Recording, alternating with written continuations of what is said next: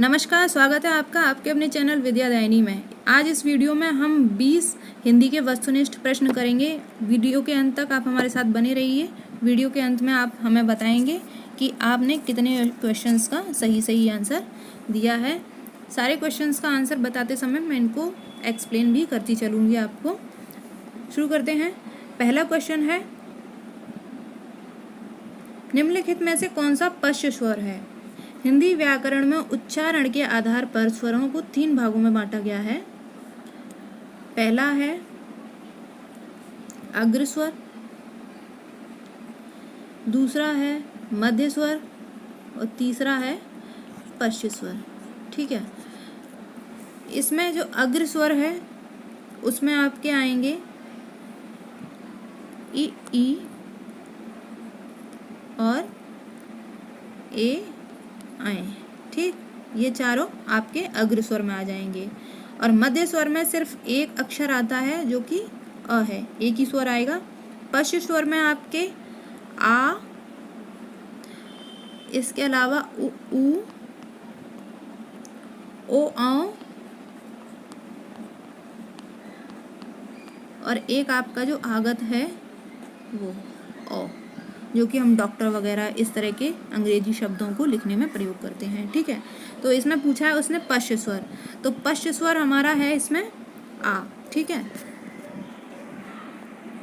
Next है, प्रयत्न के आधार पर ल किस प्रकार की ध्वनि है? अब ल आपने ये तो पहचान लिया होगा कि ये जो है अंतस्थ व्यंजन है। ठीक है, अंतस्थ व्यंजन हम जानते हैं य, र, ल और व, लेकिन यहाँ पूछा गया प्रयत्न के आधार पर ल किस प्रकार की ध्वनि, तो इनको भी 3 भागों में बांटा गया है। अंतस्थ व्यंजन को भी, वो 3 भाग हैं अर्धस्वर,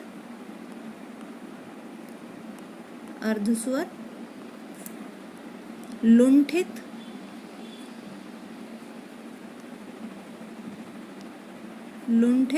और तीसरा है पार्श्विक।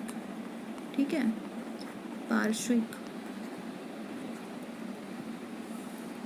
तो इसमें से जो अर्ध स्वर में आएंगे वो आएंगे आपके य और व। लुंठित में आपका आ जाएगा र और पार्श्विक में आएगा ल। इस तरीके से हमने इन चारों वर्णों का विभाजन किया है। तो इसमें पूछा गया है कि ल यानी कि इसमें उत्तर होगा पार्श्विक। ठीक है, नेक्स्ट है, निम्नलिखित में से कौन सा व्यंजन पार्श्विक है? अभी मैंने आपको बताया पार्श्विक में कौन सा आएगा, अंतस्थ व्यंजन का ही भाग है पार्श्विक, यानी कि इसका उत्तर है ल। आपने आसानी से पहचान भी लिया होगा इसको पढ़ने के बाद में। चौथा क्वेश्चन है, श ध्वनि का उच्चारण स्थान है। देखिए, श ध्वनि का उच्चारण स्थान ये आपको बताना है। 3 श होते हैं, श और श, तो तीनों का क्लियर होना जरूरी है। ये जो श है वो आपका है तालव्य, यानी कि इसको तालु से बोला जाता है, तो इसका उत्तर होगा बी। और बाकी ये वाला जो श है वो बोला जाता है मूर्धा से, इसका उच्चारण स्थान है मूर्धा, और इसका उच्चारण स्थान है दंत। ठीक है, तो ये दंत्य व्यंजन है, मूर्धा व्यंजन है, और ये तालु यानी तालव्य व्यंजन है। ठीक है, तीनों को ध्यान रखेंगे, अक्सर प्रश्न इनसे पूछ लिया जाता है। हिंदी वर्णमाला में ऊष्म व्यंजन कौन से हैं? देखिए, ऊष्म व्यंजन हमारे क, च, ट, त और प, ये 5 वर्ग हमारे स्पर्श व्यंजन के अंदर आ जाते हैं। ठीक है, तो यानी कि ना तो ये होना है, ना ही ये होना है, ना ही ये होना है, तो हमारा ऊष्म व्यंजन ऑब्वियसली यही है। ठीक है, ऊष्म व्यंजन में तीनों श और ह आता है। अंतस्थ व्यंजन में य, र, ल और व, ये चारों, और इनको भी 3 अलग अलग भागों में बांटा गया है, जो कि हम अभी डिस्कस कर चुके हैं। नेक्स्ट है, हिंदी के जिन वर्णों का उच्चारण करते समय केवल श्वास का प्रयोग किया जाए उन वर्णों को कहते हैं, क्या कहते हैं उन वर्णों को? उन वर्णों को कहते हैं अघोष। उनको अघोष कैसे कहते हैं? देखिए, अगर हम सघोष की बात करें, घोष या सघोष दोनों एक ही बात है, इसको हम घोष भी बोल सकते हैं। इसमें जो है ध्वनियों में कंपन होता है, आपकी जो स्वर तंत्रिकाएं होंगी उनमें कंपन होगा। ठीक है। अल्प प्राण में मतलब प्राणवायु कम, यानी श्वास से जो वायु निकलेगी वो कम निकलेगी। ठीक है। महाप्राण में वायु अधिक निकलेगी। तो यानी कि जब केवल श्वास का प्रयोग किया जाएगा, कंपन नहीं होगा, तब वो जो वर्ण है उनका उच्चारण होगा केवल श्वास से। ठीक है। अघोष, इसका उत्तर होगा अघोष। य, र, ल, व व्यंजनों को कहते हैं, आराम से पहचान लेंगे, ये स्पर्श व्यंजन नहीं है। अंतस्थ व्यंजन, हाँ ये अंतस्थ व्यंजन है। ऊष्म व्यंजन में हमारे आते हैं श, श, श और ह। ठीक है।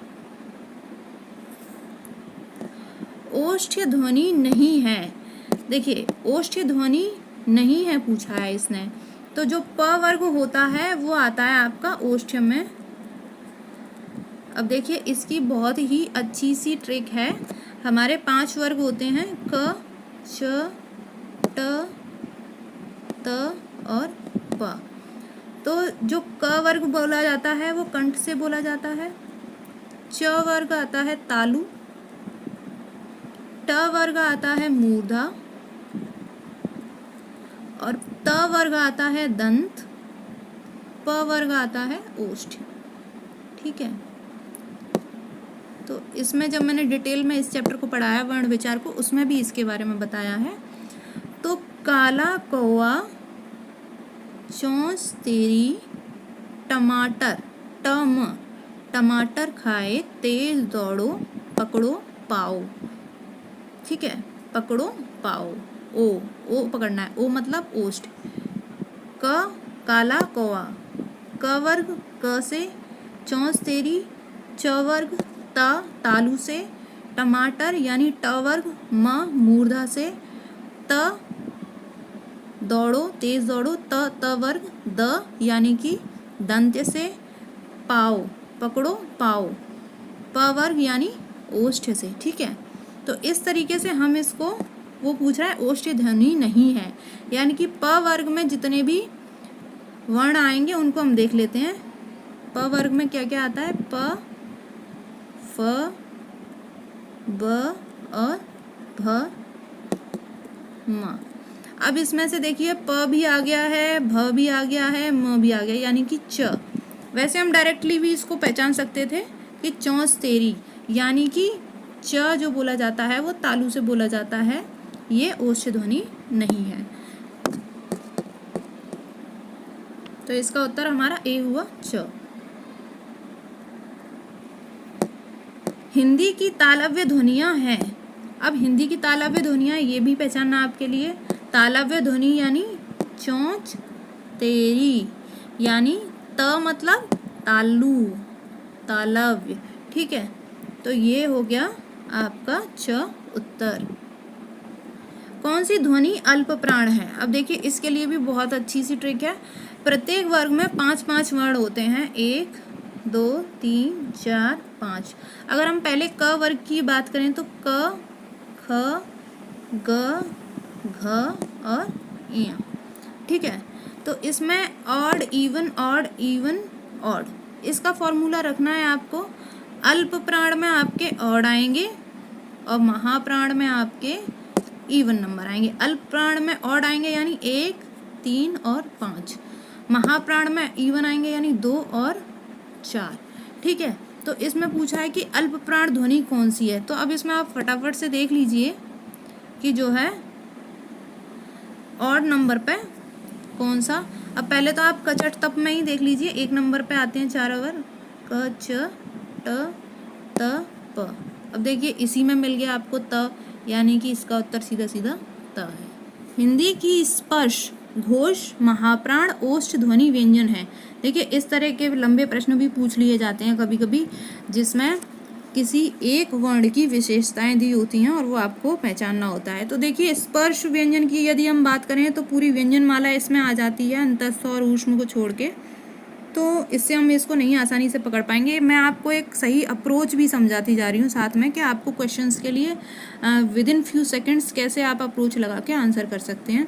तो घोष और अघोष की बात करें तो उसमें भी पहचानना इतना आसान नहीं है, क्योंकि काफ़ी सारे वर्ण होते हैं। महाप्राण, इसमें भी बहुत सारे वर्ड होंगे। ऑड इवन का फॉर्मूला लगा के हम पहचान सकते हैं, लेकिन सबसे जो आसानी से और जल्दी पकड़ा जा सके हमें वो उस चीज़ को पहले पकड़ना है, यानी ओष्ठ ध्वनि। ओष्ठ ध्वनि में यदि हम बात करें तो केवल 5 वर्ड होंगे, उसमें से हम आसानी से इसको तुरंत पकड़ सकते हैं। ओष्ठ ध्वनि यानी पकड़ो पाओ, ओ यानी ओष्ठ ध्वनि हमारी प वर्ग की है। तो प वर्ग में कौन कौन से वर्ण आते हैं? प, फ, ब और भ और म। अब देखिए तुरंत पकड़ लिया भ, यानी इसका उत्तर भ है। निम्नलिखित में से कौन सा स्वर संवृत है? मुंह किस मात्रा में खुलता है? इस आधार पर भी स्वरों को 4 भागों में बांटा गया है। पहला है संवृत, अर्ध संवृत,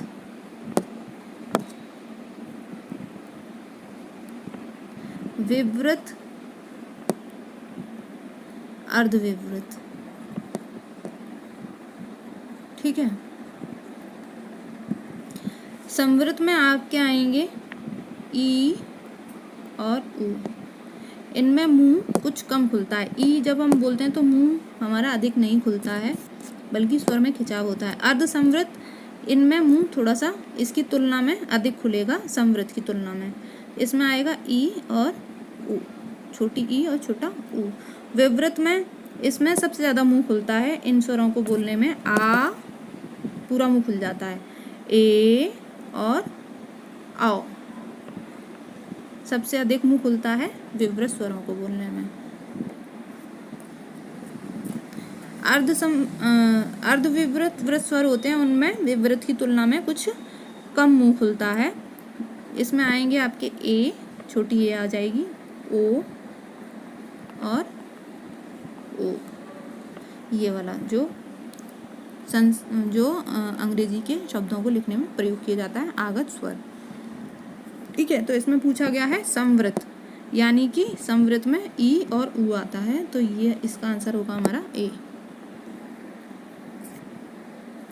हिंदी की मूर्धन्य ध्वनियां हैं ट, म, टमाटर, टम, यानी कि मूर्धन्य में ट वर्ग आता है, तो इसका उत्तर हमारा सीधा सा है, बी हो जाएगा। नेक्स्ट है, निम्नलिखित में से कौन सी ध्वनि दंत्योष्ठ है? यानी दांत और ओठ दोनों से बोली जाती है। कौन सी ध्वनि दंत्योष्ठ है? दंत्योष्ठ में आपका व और फ ये दोनों आते हैं, तो इसमें देखिए ये इसका उत्तर है फ। निम्नलिखित में से दंत्य ध्वनि है तेज दौड़ो, यानी अब देखिए पहले ही हमें उत्तर मिल गया त, तेज दौड़ो यानी दंत्य, त वर्ग आता है आपका दंत्य में। हिंदी की ब ध्वनि है, हिंदी की ब ध्वनि, अब देखिए ब किस वर्ग में आता है? सबसे पहले तो हमें ये पता लगाना है। प वर्ग के अंदर व आता है। ठीक है। तो इसका उत्तर क्या होगा हमारा? पाओ, यानी ओष्ठ। इसका उत्तर होगा ओष्ठ ध्वनि। तेज दौड़ो पकड़ो पाओ, पाओ, पा, फ, ब, भ, म। ठीक है। तो ये हमारा ओष्ठ ध्वनि हो गया। निम्नलिखित वर्णों में से कौन सा कंठ ध्वनियों का है? कंठ ध्वनि काला कौवा, काला कौवा कंठ ध्वनि, यानी कि हमारा उत्तर है इसमें ख, काला कौवा चौंसतेरी। ये तालु हो गया। तेज दौड़ो ये दंत्य हो गया, पकड़ो पाओ ये ओष्ठ हो गया। ठीक है। तो इस तरीके से ट्रिक से ये बहुत इजी हो जाता है, बहुत जल्दी पकड़ में आ जाता है। आप विद इन सेकेंड्स इसको आंसर कर सकते हैं। यूपीएसआई में हिंदी के जो क्वेश्चंस हैं वो आपको कम से कम 10 या 15 मिनट में निपटा देने हैं, तभी आप रीजनिंग और मैथ्स में कुछ कर पाएंगे। इसीलिए आपको हिंदी को बहुत कम समय में और एकदम एक्यूरेसी से आंसर करना है, तो इसलिए आपको इस तरह की प्रैक्टिस करना बहुत ज़रूरी है। निम्नलिखित में से कौन सा स्वर संवृत नहीं है? अभी देखिए इसमें पूछा है संवृत, तो इसमें जो है मिला जुला के कुछ दिया हुआ है। इसमें अर्ध संवृत और संवृत दोनों तरह के जो हैं आपको ऑप्शन मिल रहे हैं यहाँ पे देखिए, ई, आ और ऊ। तो इसमें आपको संवृत और विवृत के हिसाब से जो है इसको हैंडल करना है। तो यानी कि ये तो हमारा संवृत में था ही ई, और इसके अलावा ई और ऊ ये हमारे अर्ध संवृत में आ रहे थे, और ये हमारा जो ऊ था वो संवृत के अंदर आ रहा था। तो यानी कि विवृत, आ ये विवृत है, तो इसका उत्तर होगा, इसका आंसर होगा डी, आ। ठीक है, नेक्स्ट 20। देखिए ये क्वेश्चन बहुत ही अच्छा क्वेश्चन है। आधुनिक व्याकरण की दृष्टि से ब वर्ण का वैशिष्ट्य है, यानी कि इसकी विशेषता क्या है। अब इस तरह के क्वेश्चंस का आंसर करने में हो सकता है कि देर लग जाए, लेकिन इसको हमें स्मार्टली किस तरीके से तुरंत अप्रोच करना है। तो इसमें हमें सबसे पहले ये देखना है कि हम आसानी से इसको कहाँ से पकड़ सकते हैं। आसानी से यहाँ से इसको पकड़ने का सबसे आसान तरीका है कि हम इसको उच्चारण का स्थान इसका पकड़ें। तो ब प पकड़ो पाओ, यानी ओष्ठ। अब देखिए लेकिन यहाँ दव्योष्ठ भी दिया हुआ है, तो ब हमारा जो है वो दोनों ओठों से बोला जाता है, दोनों ओठों की सहायता हमें उसके लिए लेनी पड़ती है। तो दव्योष्ठ का मतलब होता है दोनों होंठ। ठीक है, तो यानी कि हमारा ए और बी दोनों एलिमिनेट हो गया। हमें दव्योष्ठ में से ही, इन दोनों में से ही हमारा कोई आंसर है। अब हमें ये देख लेना है, यहाँ अल्प प्राण और यहाँ अल्प प्राण नहीं, यहाँ स्पर्श संघर्षी। ठीक है, अब घोष और अघोष में से हमको इसमें से पकड़ना है कि ये घोष है। घोष या अघोष का आप अगर देखेंगे तो इसमें क्या है कि आपके जो 2/3 का रेशियो रहता है। तो आगे के जो आपके दो, प्रत्येक वर्ण का पहला और दूसरा वर्ण, प्रत्येक वर्ग का पहला और दूसरा वर्ण आपका होता है अघोष। ठीक है, पहला और दूसरा, और प्रत्येक वर्ग का तीसरा, चौथा और पांचवा ये होता है घोष, या आप इसको बोल सकते हैं सघोष। घोष या सघोष दोनों एक ही बात है। तो ब आपका आता है प, फ और ब, यानी कि तीसरे नंबर पे आ रहा है ये। तो ये आपका क्या है, घोष है, यानी कि इसका उत्तर दूसरा होगा। तो आपको फटाफट यहाँ से और यहाँ से इसको इस तरीके से शॉर्टेस्ट तरीके से देखिए। आप अगर निरनुनासिक देखेंगे तो निरनुनासिक चारों में दिया हुआ है, यहाँ से आप इसको नहीं पकड़ पाएंगे।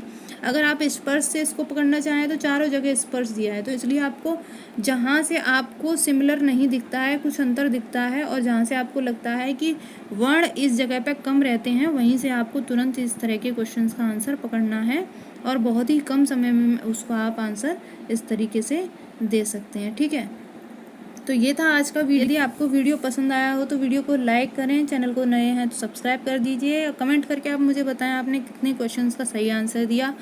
और आप मुझे ये भी बता सकते हैं कि आपको वीडियो कैसा लगा। वीडियो को शेयर कीजिए, बाकी लोग भी इससे कुछ लाभ उठा सकें, बाकी लोगों को इस वीडियो को फ़ायदा मिल सके। प्रेस द बेल आइकन, जिससे कि आपको मेरी आने वाली प्रत्येक वीडियो का नोटिफिकेशन सबसे पहले मिल जाए। आपको इसी तरीके से UPSI के लिए अच्छा कंटेंट हिंदी के लिए मिलता रहेगा। आप मेरे चैनल को फॉलो करते रहिए, और आपकी तैयारी में इसी तरीके से मैं पूरा सहयोग करती रहूँगी। Thanks for watching. जय हिंद।